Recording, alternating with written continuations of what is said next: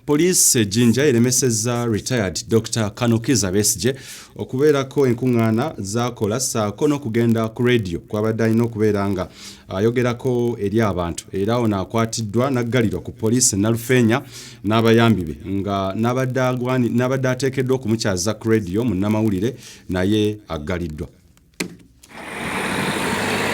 Oluvannyuma lw'okufuna amawulire nti yaliko ssenkaggale wa FDC retired Kano Dr. Kizza Besigye Kifeefe abadde alina okwogera ku radio Jinja.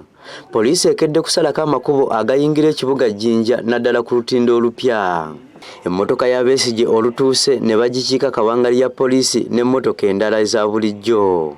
Abasirikale ba poliisi abawerako babadde baduumirwa Paul Nkonge nga ye RPC w'Ekira Region beebunguludde emmotoka ya Besigye okumala akaseera.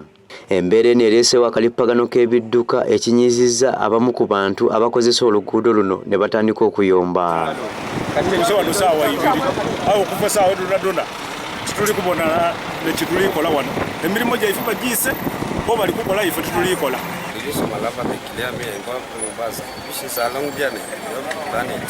Oluvannyuma poliisi ereese kasiringi okusika emmotoka ya Dr. Besigye wabula eremereddwa okutuusa lwe bafunye ekimotoka ky'amagye. Wakati mu kusika emmotoka ya Besigye munnamawulire Issa Abirye David nga yabadde agenda okukyaza Dr. Besigye ku leediyo y'e Busoga akwatiddwa n'ateekebwa ku kabangali ya poliisi.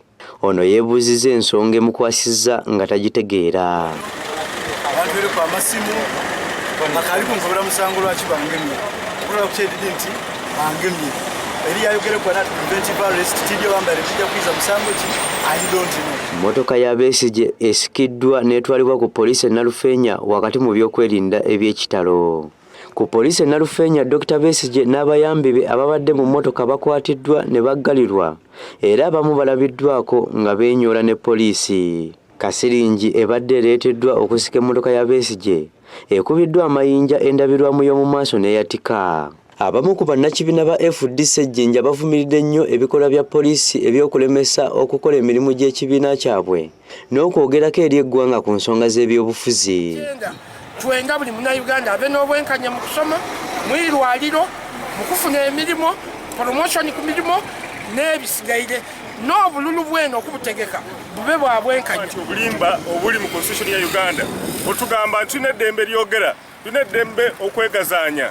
Omuntu omuganda otya okwogera ku radio. Twasala okugumira embeera kandi watubamulekuire olwaleero wano mwidinda mudakutegeera ekiriwo tuli kujja kumobilizinga kuba nti mwida tuzanira ku buli kaseera musiba omuntu asira nsonga musika emmotoka ye ali kwida mu bantu balina eddembe. Wabula twogeddeko n'ekisibo Hawaali omu ku bakulira radio y'e Busoga Besigye kwabadde agenda okukyazibwa era n'abaako bwe yatunnyonnyola. RDC w'Ejjinja Eric Sakwa agamba nti bafunye amawulire nga Besigye bwali mu kukunga abavubuka okukola effujjo naddala mu kaseera kano ng'eggwanga lyolekera akalulu ka bonna aka 2021 ekintu kye batajja kukkiriza. Naye eby'amateeka ye yamuvaako agamba no ndina okujja naye olukujja ogenda kukola ki? Ebigendererwa by'olukujjirako ate ebirala ojja nga weekweka mu kya radio n'okulaba abafiira mu kizimbe naye ate ebigendererwa ebirala bamawulire ge tulina ate amalala.